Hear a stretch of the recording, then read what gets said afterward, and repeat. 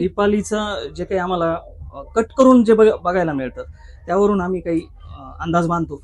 Actual वागणं कसं होतं आतमध्ये तुमचं? ऍक्च्युली कसं आहे दीपाली ताईचं, म्हणजे एक ती कॅमेरासाठी खेळत असते सगळं काय, आणि तिचं असं असतं की मी चांगली आहे, नंतर जर गेम जेव्हा असेल तेव्हा तू चांगली नाहीयेस, असं आहे. माझ्या समोर झालेल्या गोष्टी आहेत आणि मी हे खूप इंटरव्ह्यू मध्ये सांगितलं आहे की तिचे 2 रूप आहेत म्हणून. आता काय तिचं आहे ते काय बोलणार. मन आतमध्ये कोणी असं मन दुखावलंय?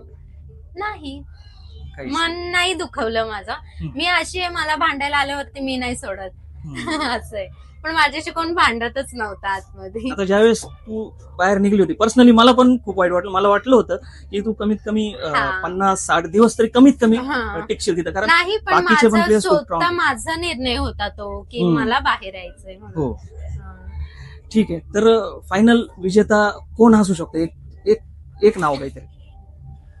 अनुश्री पण असू शकते किंवा तन्वी पण मुली जिंकला तर मला जास्त आवडेल.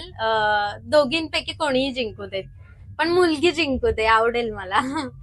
खूप खूप धन्यवाद आमच्याबरोबर बोलल्याबद्दल आणि शिर्डीत पुन्हा एकदा स्वागत. Thank you so much.